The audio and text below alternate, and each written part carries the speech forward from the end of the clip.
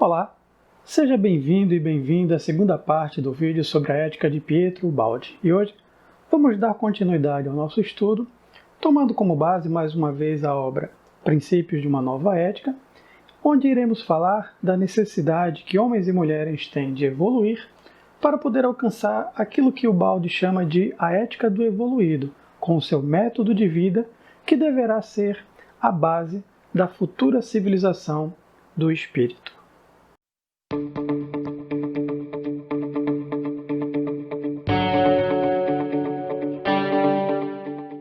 Na primeira parte do nosso estudo falamos sobre os fundamentos da ética de Pietro Ubaldi, como a ética para o filósofo italiano se fundamenta na ideia de Deus, do espírito e de evolução, uma evolução que não é apenas biológica, mas igualmente espiritual. Vimos como, da visão que se tem de Deus, pode resultar concepções de ética bem distintas, como no caso da visão antropomórfica que atribuía a Deus qualidades e defeitos humanos, e como, através da evolução do espírito, podemos falar de uma ética do evoluído do domínio da luta e da força e uma ética do evoluído do domínio da honestidade e da bondade. Pois bem, vimos como a humanidade está em um processo constante de evolução, o que significa dizer que aos poucos nós vamos nos aperfeiçoando, adquirindo novas qualidades, aprimorando nossas habilidades, a ponto de que nós podemos pensar como, no futuro, a humanidade será bem mais desenvolvida. Os grandes avanços tecnológicos que nós temos visto são prova disto. A grande questão é que esse grande avanço que nós temos no campo tecnológico não foi acompanhado de um igual progresso no campo da moral. Se a humanidade tem evoluído a passos largos do ponto de vista do conhecimento e da inteligência, o mesmo não podemos dizer do ponto de vista da moral. Podemos pensar em como será a humanidade no futuro daqui a algumas décadas, e os filmes de ficção científica são bastante criativos neste sentido. Da mesma forma, nós também podemos pensar como será a humanidade no futuro do ponto de vista da moral. Acontece que essa humanidade do futuro, do ponto de vista moral, está passando hoje por um profundo processo de transformação espiritual. E a moral, na perspectiva da teoria da ética de Pietro Ubaldi, é um instrumento de evolução.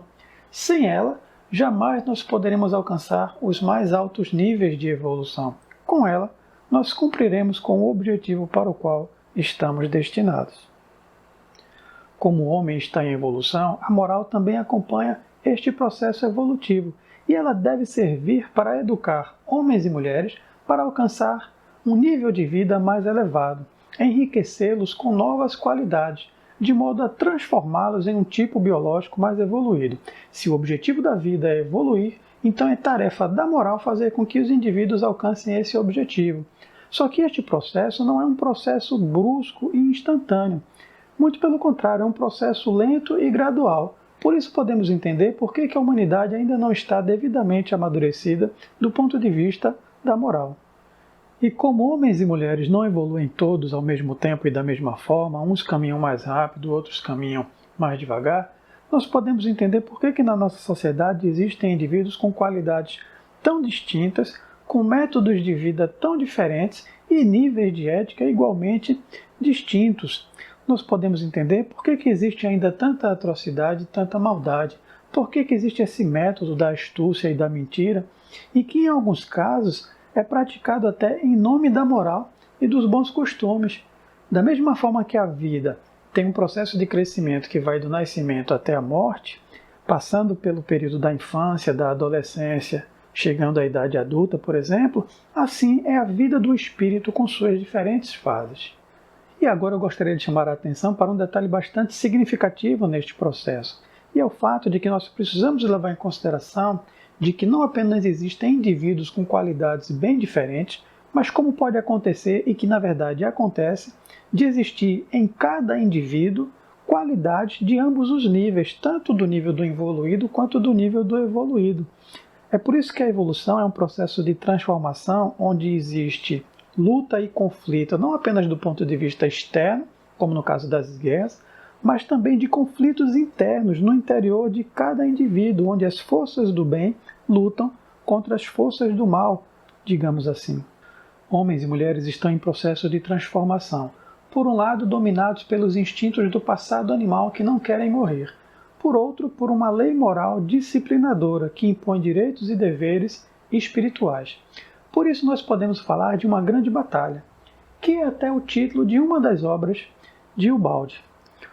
O resultado de uma batalha entre a animalidade e a espiritualidade, entre a força e a inteligência.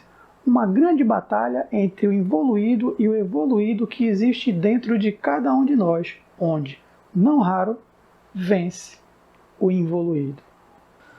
Essa grande batalha é a luta que se trava no interior de homens e mulheres, entre o bem e o mal, entre duas forças opostas e antagônicas da natureza, as forças superiores contra as forças inferiores da alma. Para chegar ao verdadeiro conhecimento da essência divina e viver a ética do evoluído, é preciso vencer as forças dos instintos, os prazeres, as paixões, que formam um poderoso exército invisível de ilusões. Homens e mulheres acham-se rodeados de ilusões que pertencem à sua natureza inferior e, por isso, devem vencê-las. Mas nessa luta não se está sozinho. Ao nosso lado estão as forças superiores da alma, a nossa consciência, o amor do bem e da verdade, a fé. Sem combate não pode haver vitória.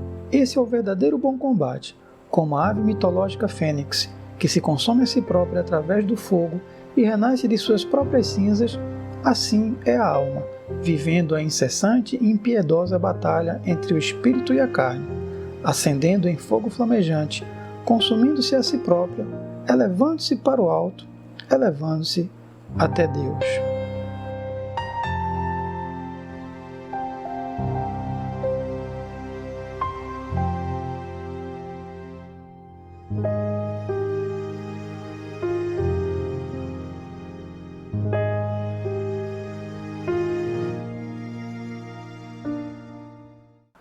Essa grande batalha, na verdade, já foi ressaltada, se não por todas, mas por quase todas as religiões.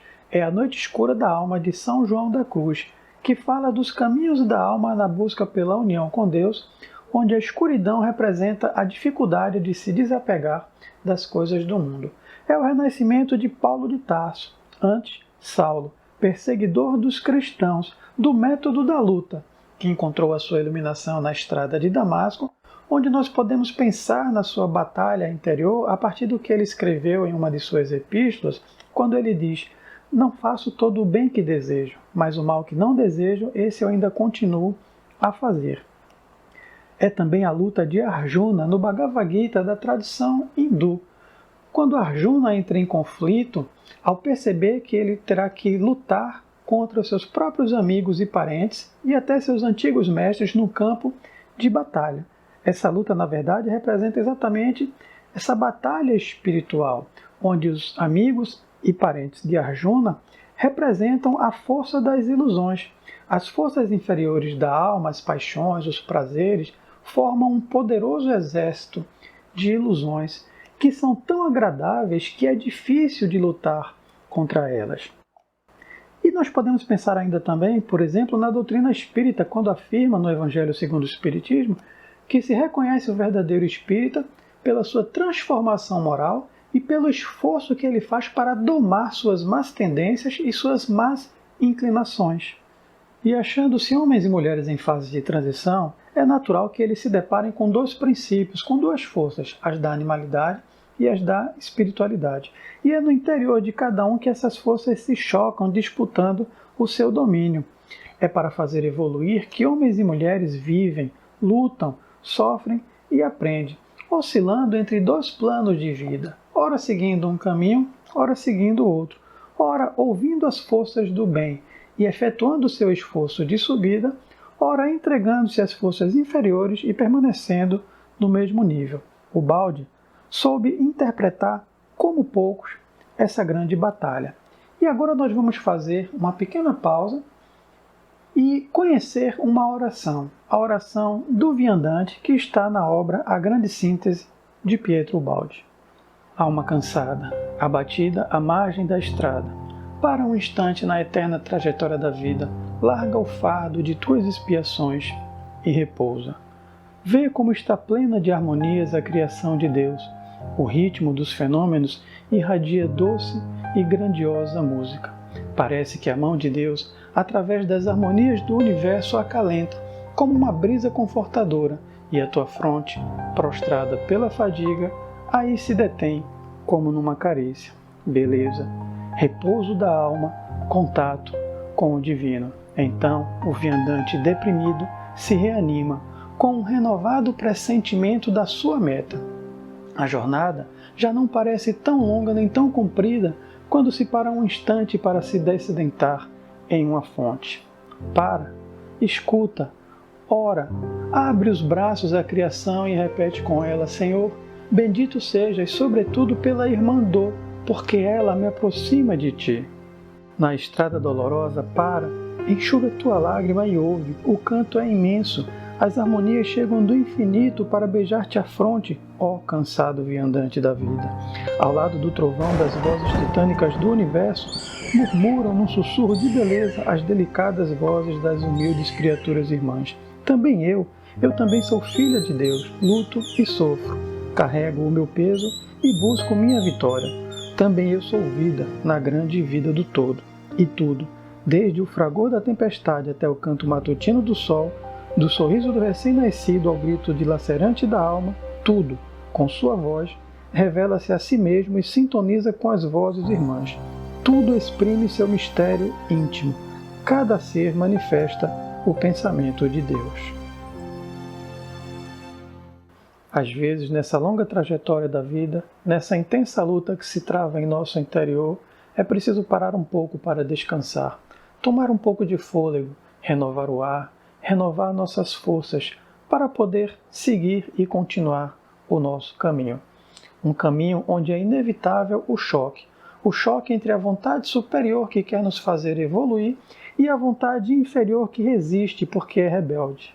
O trabalho da evolução é transformar o animal em santo, transformar o método de vida da força e da luta no método de vida da inteligência e da honestidade, que é inclusive o tema do 3º capítulo da obra Princípios de uma Nova Ética, que se chama exatamente Métodos de Vida. O trabalho atual da evolução não é o de criar novas armas para dominar o mundo, mas o de criar homens justos e honestos, que inclusive não queiram utilizar armas para alcançar a justiça ou a paz. O que interessa para a nossa civilização é a conquista da honestidade, e não o uso da violência ou da guerra para poder alcançar a paz e a harmonia social, porque enquanto houver violência, haverá ação e reação. A diferença do método de vida do involuído e do evoluído corresponde a uma diferença substancial que vai do desonesto ao honesto, do injusto ao justo, do mal ao bem. Hoje, justos e injustos estão misturados nos mais diferentes grupos. Há excelentes indivíduos dentro dos piores grupos, assim como há péssimos indivíduos dentro de ótimos grupos sociais. E o Baldi dá inclusive um exemplo que ele tira do Evangelho do contraste entre 2 tipos biológicos e 2 métodos de vida quando o Cristo foi preso no Getsemane.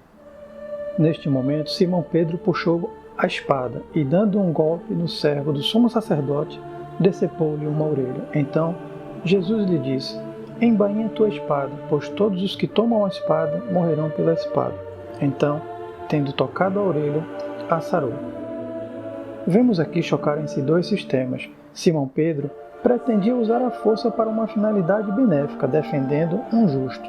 Mas Cristo preferiu praticar um método superior, o do evoluído, o da não resistência e do perdão, para dar este exemplo e ensinar esta lição, avisando ao mesmo tempo do perigo que espera quem desce ao nível do evoluído e pratica os seus métodos, o perigo de ter depois de ficar sujeito ao domínio das reações e leis ferozes daquele plano. Como podemos perceber, há uma grande diferença entre tais métodos de vida e suas respectivas éticas, e o nosso trabalho é agir cada vez mais de acordo com a ética do evoluído, eliminando as marcas impressas pela vida através dos instintos durante milênios de evolução e procurar agir de acordo com a moral do Evangelho, que será a lei do futuro para o qual tende a evolução. Mas sobre essa ética, a ética da futura civilização do espírito, nós iremos abordar apenas em uma outra oportunidade, à medida que dermos sequência ao estudo sobre a ética de Pietro Baldi. Aqui vamos fazer apenas um breve resumo com algumas das características dessa ética para poder finalizar este nosso vídeo, a segunda parte deste estudo. A moral da futura civilização do espírito tem aspectos que nós podemos reconhecer como novos e outros nem tanto assim. Porque, em essência, essa moral é, na verdade, a moral dos evoluídos. Aquela moral dos grandes missionários que estiveram aqui entre nós durante a história da humanidade e que trouxeram essa mensagem divina e da qual a expressão maior é a moral do Evangelho. Mas por que o Baldi fala então de uma nova moral? O que há de novo nessa moral? Um dos aspectos pelos quais o Baldi fala de uma nova moral é que essa moral ela poderá ser estudada cientificamente, isso mesmo, da mesma forma como se estuda hoje em dia uma lei física, a lei física de ação e reação, por exemplo. A moral da futura civilização do espírito será a moral de indivíduos conscientes de que qualquer ação que se pratica existe uma reação direta da lei e que por isso deve-se evitar praticar o mal. Há também, de novo, o fato de que se trata de uma concepção orgânica da moral, correlato a uma concepção igualmente orgânica da vida em sociedade. Assim, se hoje nós temos uma concepção de moral individualista, separatista em um mundo de seres isolados, a moral do futuro será coletiva, orgânica e unitária. A nova moral do futuro exigirá que homens e mulheres pensem de forma coletiva e compreendam que fazer o mal a alguém consiste, na verdade, em causar um dano a si mesmo, assim como alegrar o próximo consiste também em provocar uma reação igual para si. Por quê? Porque nós vivemos dentro de um mesmo organismo. O grande organismo da vida, que, em essência, é, na verdade, o grande organismo de Deus. Até o próximo vídeo, até o próximo estudo.